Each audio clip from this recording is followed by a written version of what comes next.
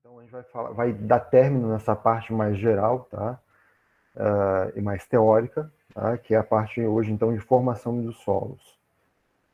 A gente viu nas últimas aulas com relação às rochas que, óbvio, existe uma mineralogia extremamente complexa e extremamente variada com relação aos tipos de rocha que a gente tem. Então a gente pode, por exemplo, ter granitos das mais variadas composições, a gente pode ter, então, principalmente quando a gente fala em rocha sedimentar, isso pode variar muito, né?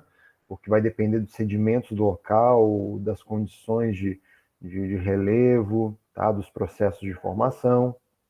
Tá? Então a gente viu que existem rochas dos mais variados tipos, isso que a gente tratou basicamente de dois grupos de magma, né? Existem outros, então ele vai ter muito mais tipos de rochas. E o que é importante é que essa característica da rocha, conforme ela for sendo degradada, conforme ela for sofrendo processo de intemperismo, ela vai formar solo. Tá? Ela pode formar outra rocha, né? Se for uma rocha sedimentar, sim, mas pode ser que não tenha condições para a formação de outra rocha. Então, pode ser que ela venha formar um novo solo, então ela vai se degradando, né? O processo de intemperismo físico, que vai particulando, né? Desfragmentando o material, o intemperismo químico, que vai atacando quimicamente e alterando os minerais daquela rocha. Tá? Então é bastante importante que a gente tenha entendido toda essa parte de rocha para que a gente possa prosseguir aqui em formação dos solos. Um conceito aqui, eu trouxe na verdade dois conceitos, tá? Acho que até três aqui, se não me engano, mas vamos dar uma olhadinha. Tá? O conceito de solo, então, o material da crosta terrestre não consolidado, isso é importante, né? Diferente das rochas que os minerais estavam agregados, estavam consolidados, aqui não. Aqui a gente vai ter partículas que estão soltas, tá? Que geralmente se distingue das rochas, tá? Então ele é diferente do material rochoso, de cuja decomposição em geral provém, ou seja, o material vem da decomposição das rochas, não tem a mesma composição das rochas, mas carrega muito das características da rocha-mãe. Tá? Então o solo formado pela degradação de uma determinada rocha vai trazer aquelas características. A gente comentou isso nas outras aulas, né? Com relação lá ao solo de basalto, né? O solo vermelho, lá tem o solo vermelho de basalto, que é aquele solo avermelhado, argiloso, que tem lá mais para o meio oeste catarinense até o oeste catarinense, tá? E também é um material que se caracteriza por serem suas partículas desagregáveis pela simples agitação dentro da água. Ou seja, vamos lá, se eu pegar, por exemplo, um basalto, um granito, vamos pegar uma rocha ígnea, né, pegar um mármore como uma rocha aí metamórfica, se eu pegar esse material e simplesmente colocar dentro de uma bacia com água e ficar agitando, não vai se desmanchar. Talvez um arenito até possa soltar algumas partículas, mas não vai ser tão fácil assim. Tá? Um solo não. Por mais que eu tenha um torrão de solo muito compactado, se eu colocar ele dentro da água, com o tempo ele vai soltar, então ele vai desfragmentar. Tá? Outro conceito que tem, tá? Um conceito até bem mais simples, né? É que o solo, então, é um material resultante da decomposição das rochas pela ação de agente de intemperismo. Tá? Só que a gente vai ver que não é apenas isso. Tá? Tem uma série de outros fatores que vão influenciar. Tá? E um terceiro conceito aqui que vem da engenharia rodoviária, né? A gente considera solo material orgânico ou inorgânico, ou seja, não é só rocha, né? Então, por exemplo, uma folha de uma árvore que caiu, um bichinho que morreu ali e entrou em estado de decomposição e formou aquele material, aquele solo, tá? Então, tudo isso também é parte que compõe o solo, tá? Que possa ser escavado com pá, picareta, escavadeira, sem o uso de explosivos. Tá? Então, se a gente pegar esses três conceitos, fica quase meio que completo, né? O que seria um solo. Tá? Mas basicamente é isso. Então, é um material particulado, bastante característico, tá? A gente tem eu até falei lá nas primeiras aulas que a gente tem a mecânica dos solos, que é uma ciência relativamente nova, tá? Porque não tem como você estudar o solo da mesma forma que você estuda uma rocha. A rocha é um material sólido. A gente estuda a rocha a partir da mecânica dos sólidos. Tá? Já o solo, a gente tem que estudar ele como um material particulado, que conforme aplica uma pressão, as partículas vão se mover, entrar em contato, vai ter água no meio, tá? Então, é uma outra, é um outro comportamento de material. Bom, as rochas, então, né, quando a gente pensa que, né, quando elas estão expostas, né, à atmosfera, elas vão passar por uma série de processos físicos, químicos, processos físico-químicos e processos biológicos, tá? E tudo isso aqui são aqueles agentes de intemperismo, sejam eles físicos ou químicos, tá? Porque os agentes biológicos, eles podem, por exemplo, uma folha que apodrece sobre uma rocha pode gerar produtos, tá? Aquele chorume, né, da folha apodrecendo, aquele produto ele pode atacar quimicamente a rocha.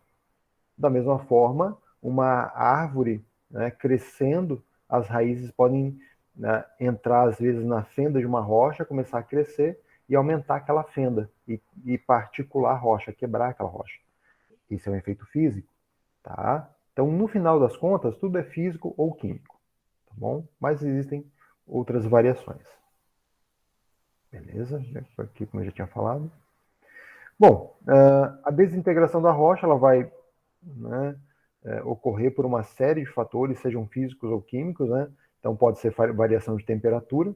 Então, a rocha está aquecida durante o dia, está dilatada. À noite, a temperatura cai, então, às vezes, está lá 30 graus durante o dia, à noite a temperatura cai lá para seus 15, 18 graus, tá? Então, o que vai acontecer? Essa faixa, essa variação de temperatura, tá?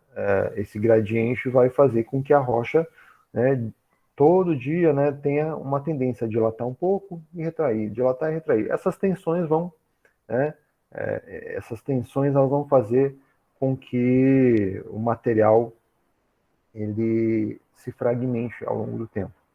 Tá? Alívio de pressões, ou seja, quando uma rocha está confinada em um local, né, e ao longo do tempo o material que está por cima dela vai sendo levado por processo de erosão, esse material que antes confinava a rocha e fazia uma certa pressão, quando a rocha sofre um alívio dessa pressão, ela vai expandir e vai começar a rachar, ela vai começar a se fendilhar. Tá? Crescimento de cristais, né, e hidratação dos minerais e outros processos, aí já são efeitos mais químicos. Né? Então, por exemplo, a oxidação da rocha vai produzir produtos que o seu volume, né, o volume desse material é maior do que o produto inicial não oxidado. Então, por exemplo, o óxido de ferro tem maior volume do que o ferro. Quando a gente fala em hidratação, né, quando a gente fala de quando a gente fala em hidratação de um material, quando o material se hidrata, ele tem um volume maior do que o produto anidro. Né? Então, esse aumento de volume também vai provocar essa desintegração, essa fragmentação da rocha. Bom, e aí isso vai resultar em sedimentos de tamanhos variados, né, mas que compõem, não vamos dizer a mesma, mas uma composição mineralógica muito parecida. Tá? Tem minerais que são mais resistentes, como o quartzo, que ele praticamente não muda, mesmo sendo ele agregado na rocha, sendo ele particulado na forma de uma areia. Tá? O quartzo ele se altera muito pouco, é um mineral muito resistente. Em compensação, a gente tem minerais, sim, que vão sofrer alteração. Tá? Tem minerais que são bem menos resistentes que isso, né? Os anfibólios, as olivinas. Tá? Então, esses materiais eles podem sofrer, né, uma alteração depois com a ação da intempérie. Tá? Então, as ações químicas, né, oxidação, carbonatação, hidratação, tudo isso, então, também vai alterar, como eu falei anteriormente. Bom, quais são os fatores, tá, mais importantes aqui para o processo de formação das rochas? Então, a primeira coisa que a gente viu, rocha de origem. Né? Então, se eu tenho basalto, eu vou ter um tipo de solo. Se eu tenho granito no local, eu vou ter um outro tipo de solo, porque são mineralogias completamente distintas. Tá? Outra coisa importante é o clima. Tá? Porque, por exemplo, vamos pegar duas situações. Eu tenho granito aqui em Florianópolis. Nós temos a gente tem um clima temperado, né? A gente tem não sei se não chega a ser um tropical úmido, né? Mas já é um clima mais, né, que a gente tem um verão quente, a gente tem um inverno relativamente frio, tá? E se a gente pegar o mesmo granito, mas analisar ele lá, um granito que está lá numa região do Canadá que basicamente só faz frio o ano inteiro, tá? Esse processo, esse clima diferenciado, vai fazer com que o solo formado aqui em Florianópolis e o solo formado no Canadá, com uma rocha, com uma mineralogia muito parecida, mesmo assim, solos vão ter características diferentes. Porque ao invés, aqui, por exemplo, a gente vai ter muito mais processo de intemperismo químico. E lá eles vão ter muito mais processo de intemperismo físico. E isso vai causar degradação diferente na rocha. Tá bom? Então, o clima é muito importante. Ciclo de chuva, né? Então, locais onde chove muito, tem um clima muito úmido, outros locais têm um clima muito seco, tá? Então, tudo isso vai influenciar bastante. O relevo é importante porque, por exemplo, se eu tenho lá uma rocha, né? Às vezes a gente pega uns terrenos assim que a gente vê que a rocha ela está na superfície praticamente, mas imagina que o meu terreno ela é plano. Então o que vai acontecer? Se eu não mexer naquele terreno, ao longo de alguns milhares de anos, né? Algumas dezenas, centenas de milhares de anos, aquela rocha ela vai começar a ser degradada de cima para baixo, né? Da superfície para o interior. E o que vai acontecer? Como o relevo nesse local é reto, esse material, a maior parte desse material vai tender a ficar naquele local. Tá? Isso vai originar um tipo de solo. Se a rocha estiver num local onde o terreno é íngreme, tá? O que vai acontecer? O material vai começar a se intemperizar na superfície, mas por ação da gravidade, ação às vezes da água da chuva, né? Esse material ele vai ser carreado, ele vai ser transportado para outro local. E isso também vai influenciar na formação do solo. Tá? Então, o relevo é muito importante. A vegetação é importante, porque a gente já viu que a vegetação ela pode atacar a rocha, tá? Tanto física como quimicamente. E aí, claro, se eu tenho uma vegetação muito densa, eu vou ter um solo com mais matéria orgânica. Se eu tenho uma vegetação menos densa, eu vou ter menos matéria orgânica naquele solo. Tá? E outro fator importante é o tempo de atuação. Então, a gente vai ter rocha que vai estar mais intemperizada, porque ela está há mais tempo na superfície, né? E deu mais tempo daquele processo todo de intemperismo agir sobre aquele material. Tá bom? E claro, pessoal, o solo, assim, a rocha intemperizou, mas aquela partícula que virou solo também vai continuar sendo intemperizada ao longo do tempo. Então, o solo também está se transformando o tempo todo. Tá? A gente vai ver isso mais adiante. Beleza?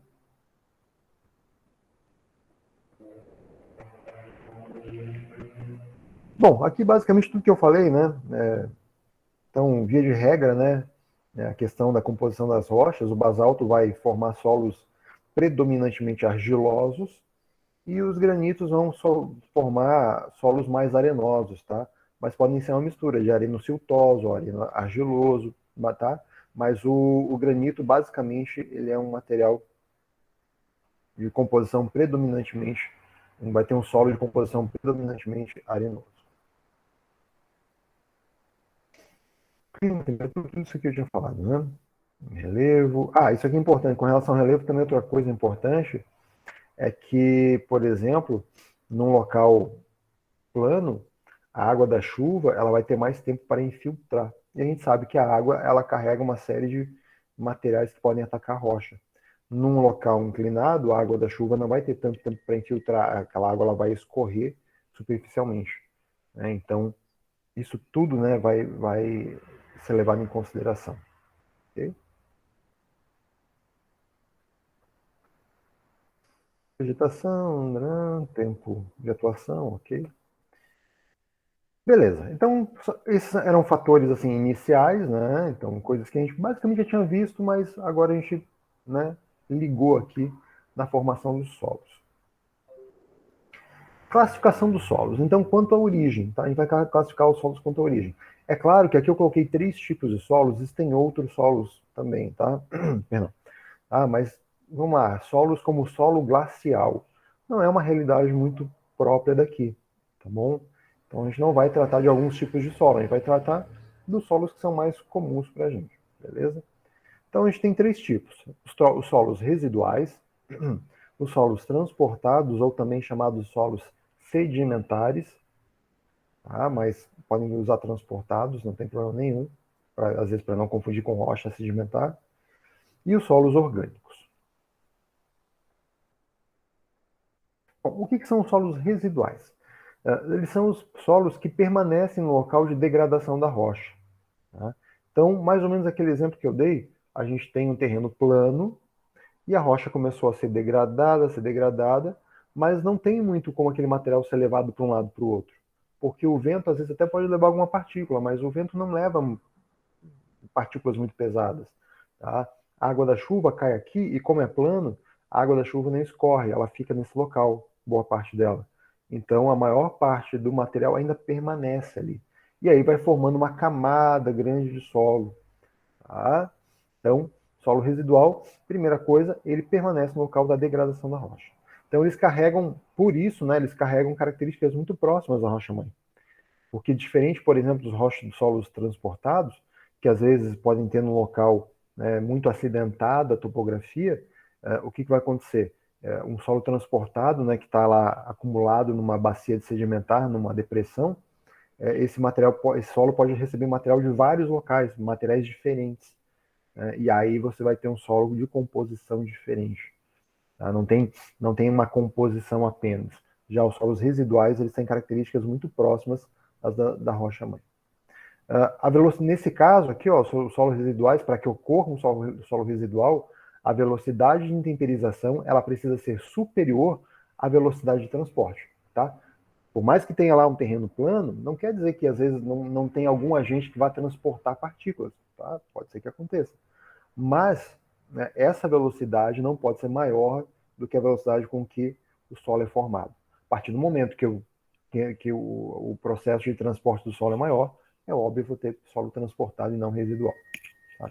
E uma característica interessante dos solos residuais é que ele possui um perfil formado em horizontes, de acordo com a idade dele. O que são horizontes? Horizontes são camadas. Tá? Então, lembra que a gente falava lá para a rocha sedimentar e falava que ela tinha uma estrutura estratificada. Aqui para solos, a gente não fala de estratificado, a gente fala de perfil em horizonte. Cada horizonte é uma camada diferente de solo. E isso vai se dar de acordo com a idade. Então, um solo formado há pouco tempo, às vezes vai ter uma, duas camadas formadas. Um solo formado há muito tempo vai ter três, quatro camadas formadas, e essas camadas, com o tempo, elas vão aumentando a sua espessura, tá? Porque o tempo, né, que está agindo ali, todo aquele tempo que se passou, vai intemperizando, como eu falei antes, não só a rocha, mas o próprio solo que está ali formado. Vamos lá, uma carinha aqui. Eu tenho uma outra imagem que eu acho mais interessante colocar antes. Essa imagem aqui, tá? Então vamos pegar a seguinte situação, olha só. A gente tem aqui uma linha do tempo, e a gente tem na primeira imagem aqui, ó, a rocha. Tudo isso aqui é rocha, né? Tem as fraturas, tem os defeitos que tem na rocha, tá? Então ela é uma rocha recém-exposta.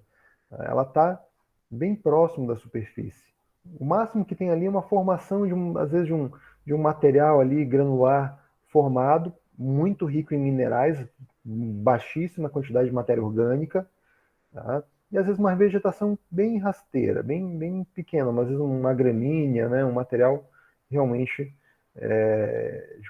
que, que permita, né, crescer aqui devido à baixa, vamos dizer assim, ao baixo nível de nutrientes que ainda tem aqui nesse solo, né? Muita matéria mineral aqui ainda. Tá? Com o tempo, o que vai acontecendo? Esse material intemperizado ele vai sofrer ação, né? As folhinhas aqui que vão às vezes morrer, vão entrar em estado de composição, né?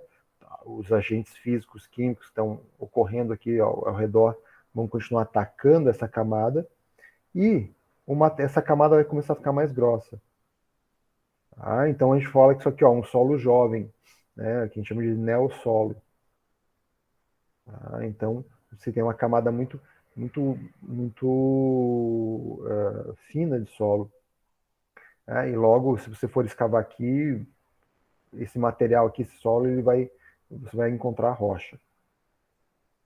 Conforme o tempo vai avançando, percebam ó, que agora antes eu tinha uma camada A, um horizonte A, agora eu já tenho um horizonte A e um horizonte B.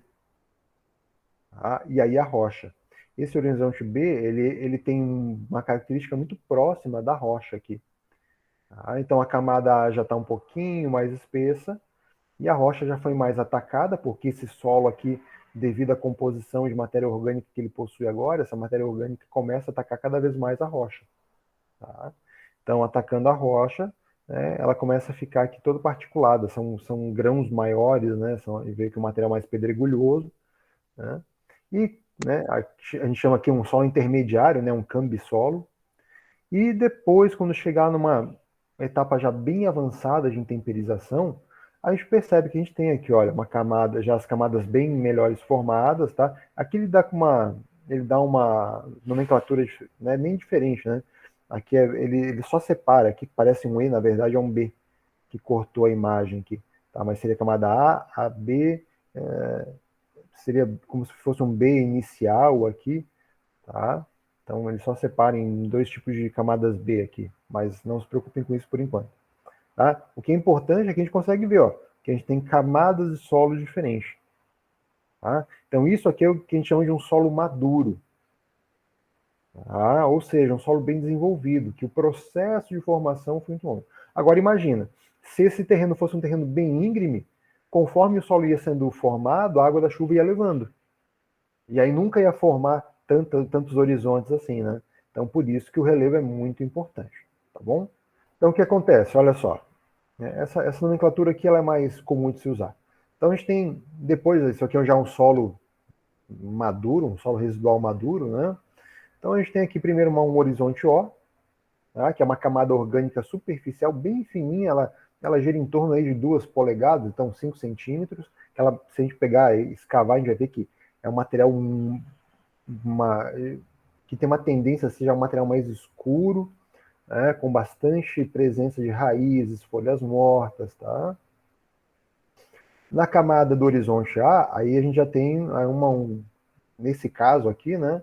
Nesse caso a gente tem uma profundidade aí de até 10 polegadas, que vai dar aproximadamente 25 centímetros, tá?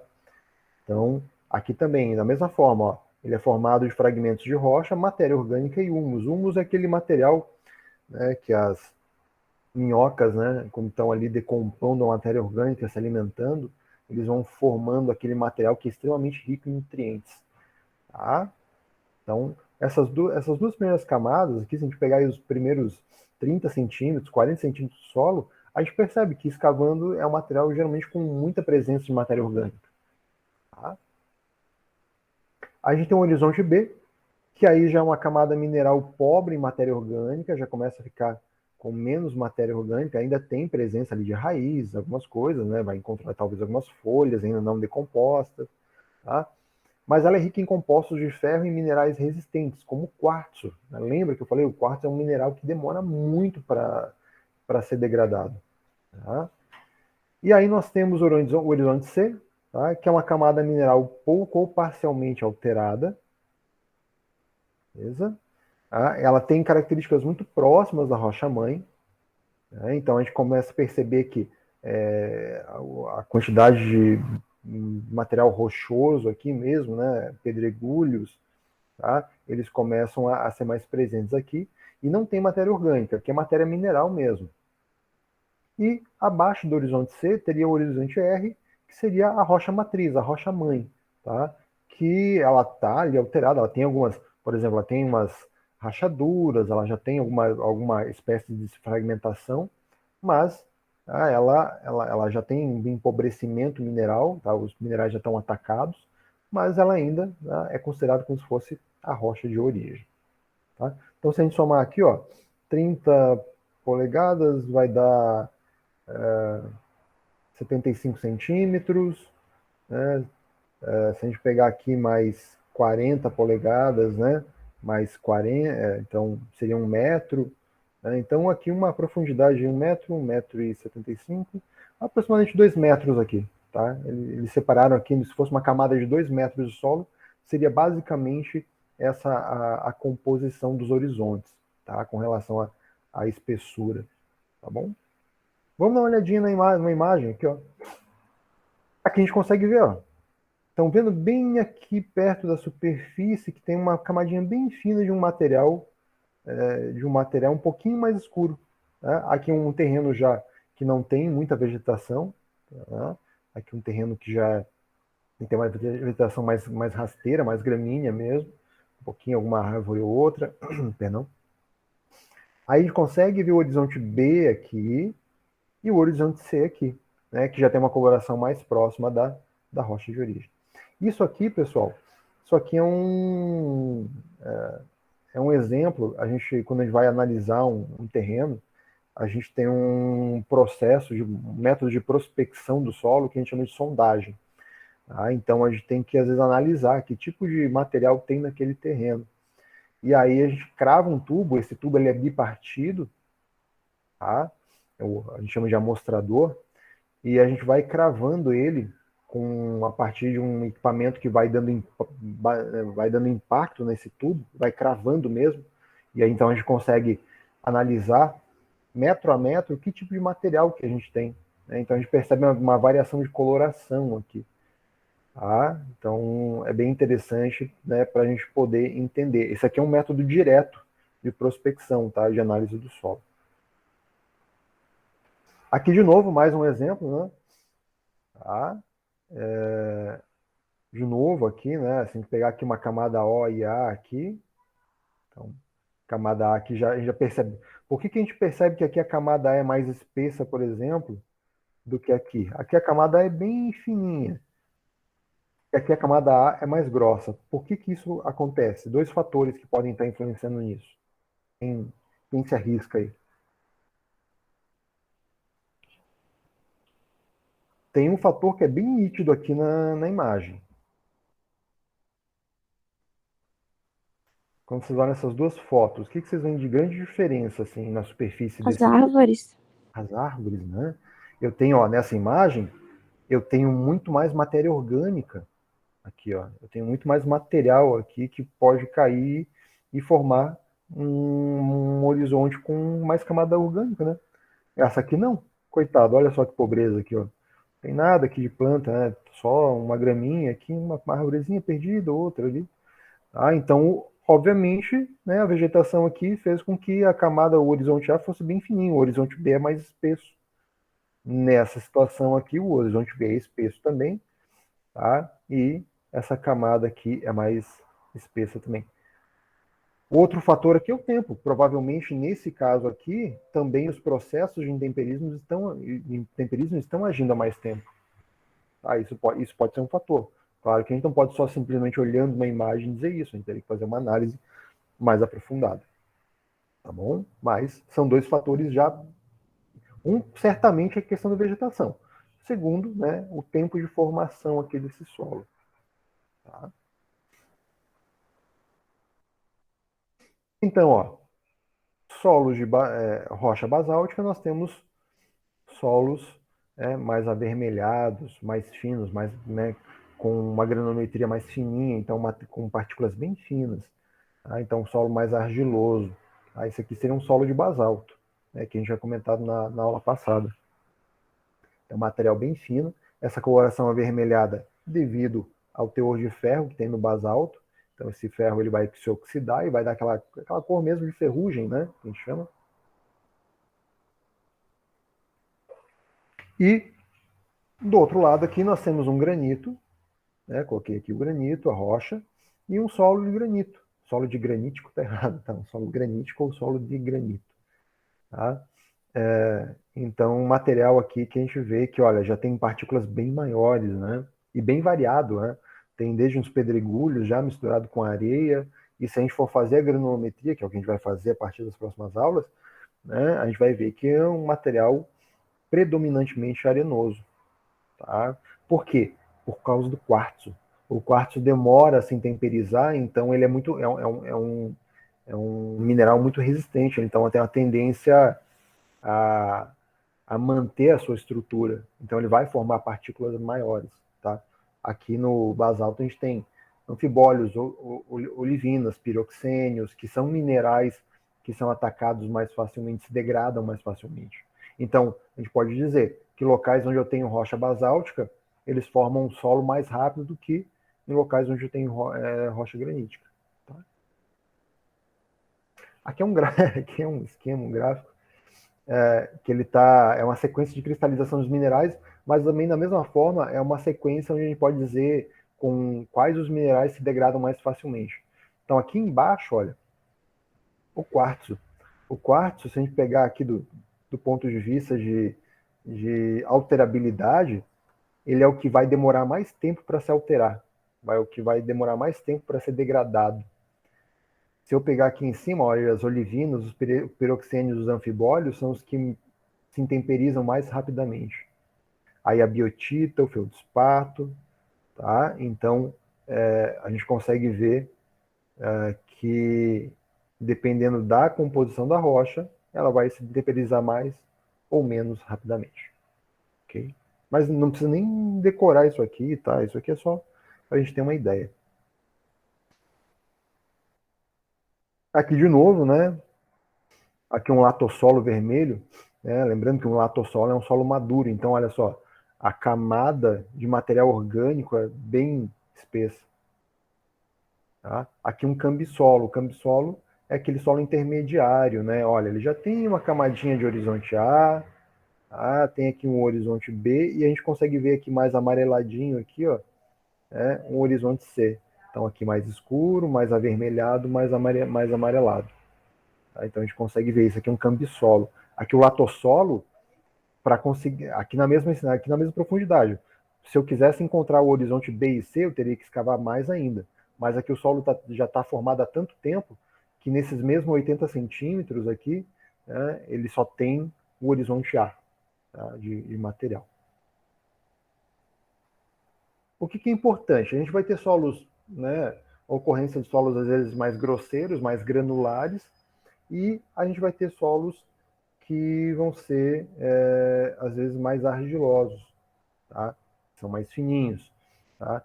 Esses solos mais granulares, eles podem ser provenientes do intemperismo físico, mas também porque eles são formados por minerais primários, né? Como os silicatos, o quartzo, o feldspato e a mica, como no caso o granito.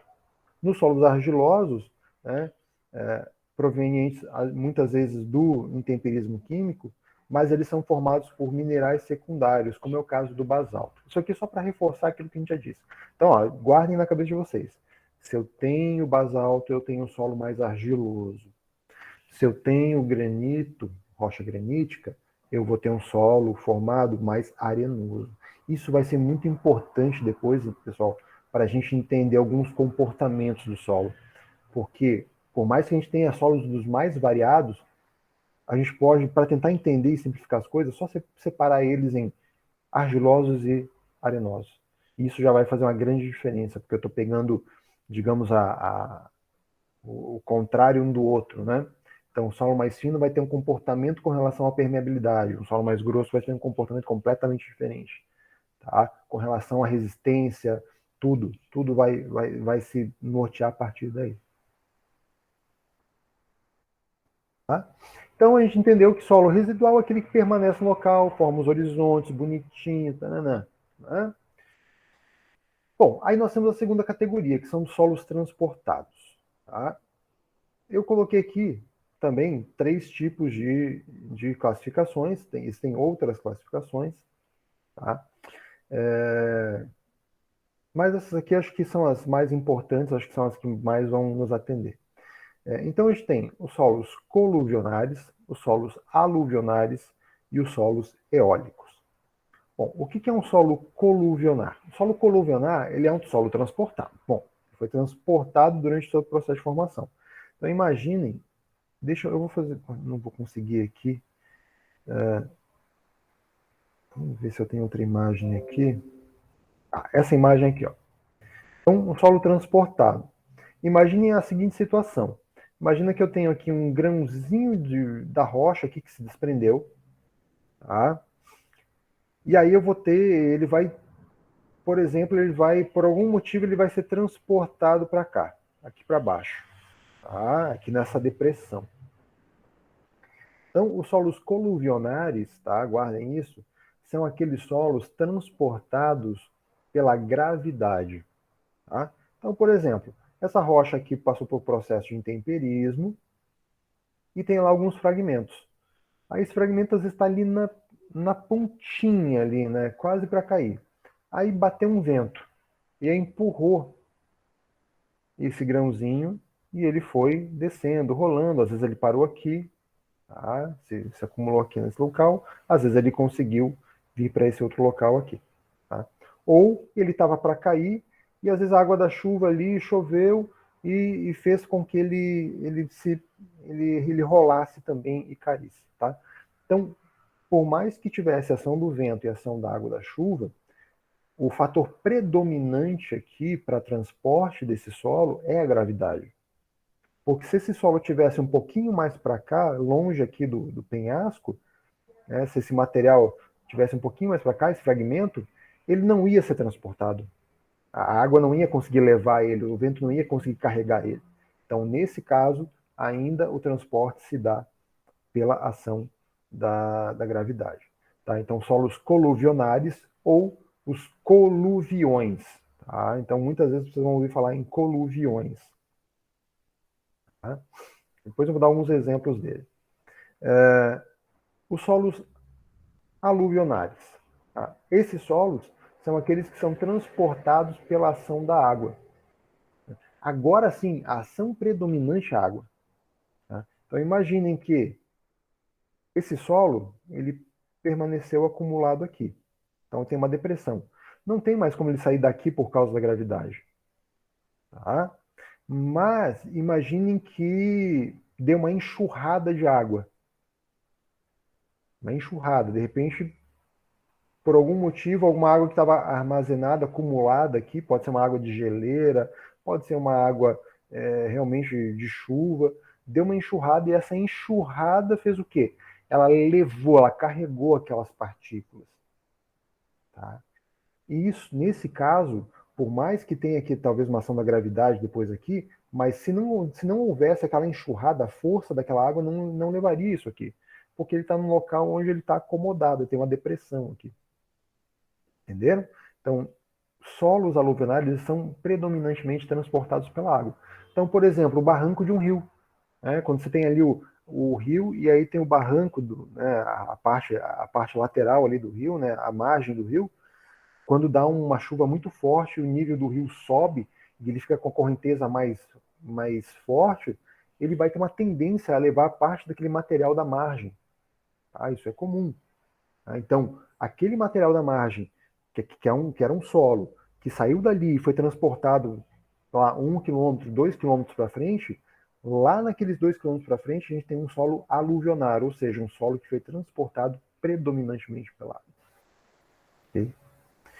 E o terceiro caso, nós temos os solos eólicos, que são os solos transportados pelo vento. Tá? E aí o que acontece? O vento ele não consegue, por exemplo, carregar partículas muito grossas. Qual que é a característica da areia das dunas da Joaquina? É uma areia grossa ou uma areia fina? Mas é isso, é uma areia fina, tá? Por quê? Porque justamente o vento ele não tem capacidade de carregar partículas muito grandes. Né? Ele vai levando as partículas mais fininhas. Então, quem um dia for lá, né, nas dunas de Joaquina, ou quem já foi voltar lá, percebam na próxima vez que é uma areia muito fina. Claro que a areia da Joaquina em si já tem uma característica de ser uma areia mais fina. Por exemplo, se comparar com a Praia Mole já tem uma areia mais grosseirona. Né? Então, vai depender muito, né, da formação geográfica do local, tá? Mas via de regra, né, quem também foi, tem as dunas dos ingleses também, a mesma coisa, né? Lá, se você for perceber, a areia é bem fininha, tá? Nas dunas. Os solos transportados, né, eles podem ter diversos meios de transporte, pode ser gravidade, pode ser água, pode ser o vento. E eles geralmente formam depósitos mais inconsolidados e fofos do que os residuais. A palavra é realmente essa, fofa, tá? Porque por exemplo, quando a gente fala de uma argila, por exemplo, uma argila, quando ela não tem muita consistência, a gente fala que ela é uma argila mole. Quando a gente fala de areia, se ela não é muito compacta, a gente fala que é uma areia fofa, tá? É o termo mesmo, não é só um termo aqui, não é à toa, tá? Então, geralmente, os solos transportados são menos resistentes que os solos residuais, tá? Via de regra, isso acontece. Então, aquele material, às vezes, que tem no pé de uma montanha, né? Geralmente aquele material ele é muito suscetível a, a deslizamentos, tá? Porque ele é formado de material transportado. Tá? E o tipo de transporte pode influenciar no formato e no tamanho das partículas. Né? Quem aqui já ouviu falar no termo seixo rolado, que são aquelas pedrinhas de rio que são bem redondinhas, bonitinhas, né? Geralmente tem umas branquinhas que são formadas de rocha calcária, né? Então o que acontece? O fragmento está ali dentro do rio, né? O rio vai levando aquele fragmento, né? Aquelas rochas, né? Ao longo de vários anos, e aquela rocha, por causa do processo de ser rolada, ela vai se desgastando, ela fica com um formato bem ovalado ou até às vezes bem próximo de uma esfera mesmo. Tá? Então, dependendo do tipo de transporte, a gente vai ter um formato de partícula e, né, de via de regra, lembrar que os solos transportados eles são mais inconsolidados, ou seja, eles são menos resistentes. Aqui um exemplo, né, que eu falei. Aqui, ó. Isso aqui a gente consegue ver que é um solo, nesse local é um solo residual, ele apresenta horizontes aqui, já começa a apresentar aqui uma parte de rocha aqui,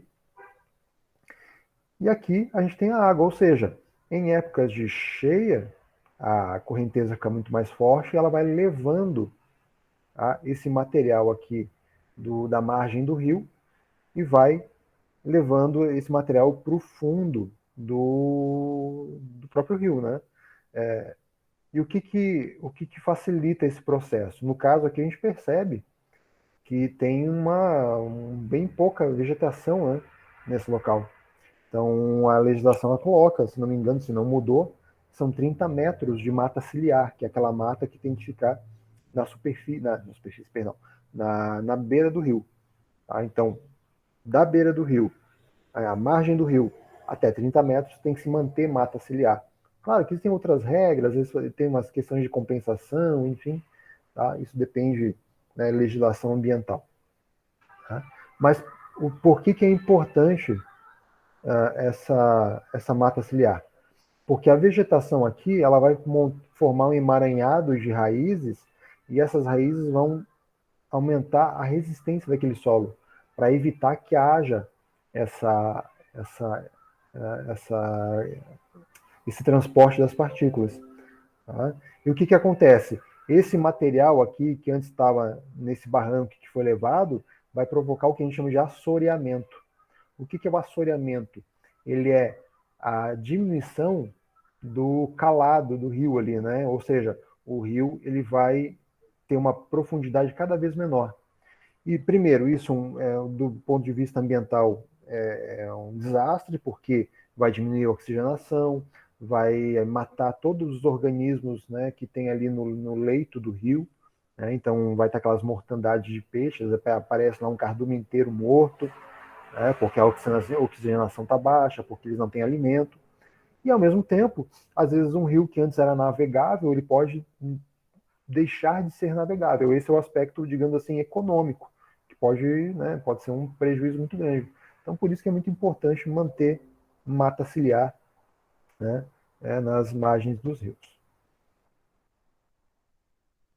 Aqui um exemplo de solo transportado, né? Aqui, ó, areia de duna. A gente percebe aqui é um material bem grosseiro, mas o material que é transportado aqui ele é um material só fininho, o material grosseiro fica, tá? Mas ele fica, o material fino ele é transportado pelo vento. Tá? Então, o que acontece? Às vezes a gente vai ter formação de depósitos de materiais bem variados, porque dependendo de onde vem aquele material, eles vão se depositando naquela bacia sedimentar, vai ter lá, às vezes, um solo que tem até às vezes uma característica parecida com essa aqui, ó. Tá? Aqui, claro, é um solo de granito, tá? Mas às vezes acontece isso aqui, porque às vezes vem material de um local, material de outro, quando você vê se tem pedregulho misturado com argila, misturado com, às vezes, até restos de material orgânico que foram transportados junto. Então o solo transportado, ele, né, principalmente, vamos pegar lá o coluvionar, né, que é o transportado pela gravidade, às vezes ele vira meio que uma bagunça assim, de material. E por último aqui nós temos os solos orgânicos. Tá? Características dos solos orgânicos. Primeiro, odor característico. Vamos pegar um extremo, né? Vamos pegar um mangue. O mangue é um exemplo de solo orgânico. Tá? Então tem uma alta taxa de matéria orgânica ali dentro. Tá? Então ele tem um cheiro de matéria em decomposição. Tá? Então essa é uma característica de solo orgânico. Não necessariamente só um mangue, mas às vezes você tem lá as turfas, né? Que são às vezes camadas de matéria orgânica que estão em decomposição. E aí quando você escava aquilo, você sente cheiro, um odor bem característico, ele é cheiro de mangue mesmo. Se bem que hoje o nosso mangue, né, se bobear, uma parte é cheiro de mangue, outra parte já pode até ser cheiro de esgoto, que o pessoal, infelizmente, ainda despeja de forma irregular. Né? Tá? Bom, local de ocorrência, onde ocorrem os solos orgânicos? Geralmente em bacias e depressões continentais. Então tem que ser em locais baixos que facilitem o acúmulo de água também. Né? Então quem conhece ali aquela região da Trindade, né, e aí pega ali o shopping que antes era o Iguatemi, agora é Vila Romana, enfim, tá? Ali o shopping ali foi construído em cima do mangue, né? Que é uma região de todo o Santa Mônica, boa parte dele é material orgânico, tem uma camada grande de material orgânico. Né? Então o que acontece? Aquela região é uma região mais baixa. Todo o manguezal de Itacorubi ali é uma região mais baixa, onde recebe material de vários outros locais que são mais altos. Aquele material vai se depositando ali. Tá? E também tem toda a questão da sempre o nível da água que tá muito alto, ou seja, a água do subsolo está muito próxima da superfície. Então, acumula matéria orgânica, umidade, isso facilita a decomposição e aí forma um solo riquíssimo em matéria orgânica. Tá? Características, tá? Primeiro, óbvio, esse solo tem um teor de umidade extremamente elevado, né? Quem passa ali pelo manguezal consegue perceber isso. E é um solo de alta compressibilidade. Ele é um solo muito compressível. O que quer dizer com isso? Um solo muito compressível é aquele solo que, quando você aplica uma carga, ele se deforma muito. Tá? Então, quanto mais compressível o solo, quando aplicar uma carga sobre ele, mais ele vai se deformar. E isso para construção é horrível. Quando você constrói uma casa, um prédio, um shopping em cima do mangue, você não quer que aquele terreno deforme com a construção em cima, porque isso pode causar, inclusive, a ruína da edificação, a ruína daquela construção. Bom, então, construir em cima de solos orgânicos não é o ideal. Tá?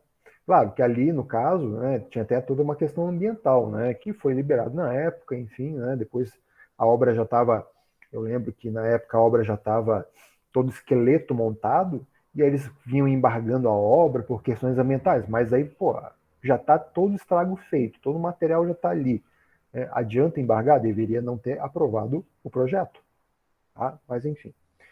Tá? Então a gente tem que tomar uns cuidados na hora de construir sobre um solo orgânico, porque a gente está falando de manguezal, mas às vezes você tem lá um terreno que não é um manguezal, mas tem uma camada de solo orgânico às vezes espessa, né? Às vezes meio metro, 1 metro de matéria, enfim. E aí o que fazer se eu tenho matéria orgânica? E eu sei que se eu aplicar uma carga ali em cima, o que vai acontecer? Aquela alta umidade do material vai tender a sair, e quando aquela umidade sair, os vazios vão ficar sem água e eles vão o solo vai deformar, ou seja, aquele peso vai fazer com que se reduzam os vazios. Né? Beleza? O que a gente pode fazer? Usar fundações profundas, né, que o pessoal chama de estaqueamento, ou seja, em vez de o pessoal utiliza um elemento estrutural que a gente chama de estaca, que é como se fossem pilares que são cravados, tá, em grandes profundidades. Né? Então, ao invés de fazer uma fundação ali de uma casa que vai ter uma profundidade de 1,5 m, 2 metros, você faz uma fundação que vai ter lá, às vezes, profundidade de até 18, 20, 25 metros de profundidade, que é para tentar fazer com que toda a carga da edificação se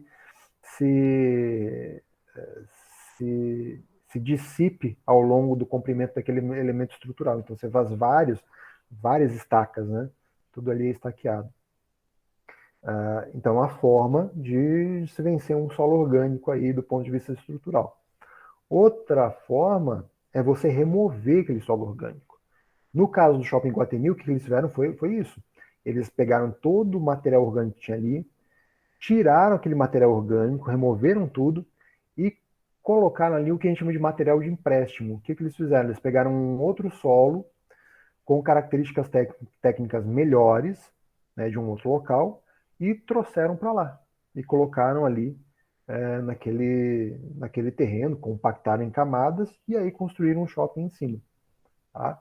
Então, é uma forma de se construir, né? Não que não se possa construir em solos orgânicos, mas quando for se construir, né, às vezes não tem o terreno, tem aquela característica, você vai ter que construir em cima, então tem que se tomar um devido cuidado. Tá bom? Óbvio que em situações extremas, em grande impacto ambiental, né, aí tem que ver se a questão de impacto ambiental, né, justifica, né, a construção. E aqui eu coloquei uma foto, óbvio, isso aqui é uma situação bem extrema aqui de um manguezal, né? É um bioma extremamente importante, por isso que a gente não deve mexer, a gente deve proteger os manguezais, tá? O máximo possível. E aqui aqui não é um manguezal, mas é um terreno que eles estão escavando. A gente percebe uma coloração extremamente escura, um solo bem preto, tá? E esse solo aqui a gente chama de turfa, ele é um material com uma quantidade de matéria orgânica muito alta. Tá? Inclusive, conforme essa matéria orgânica vai se decompondo, esse solo também ele vai diminuindo de volume. Tá? Então, por isso que a grande questão, o grande problema é em construir em cima desse tipo de solo. Tá? Então, construir em cima desse tipo de solo aqui vai exigir, provavelmente, soluções técnicas mais caras. Tá? Então, vai ter que ser tomado um certo cuidado. Por isso que é importante, na hora de se fazer qualquer coisa com relação aos solos, é importante que a gente faça uma análise dele, uma sondagem, tá bom?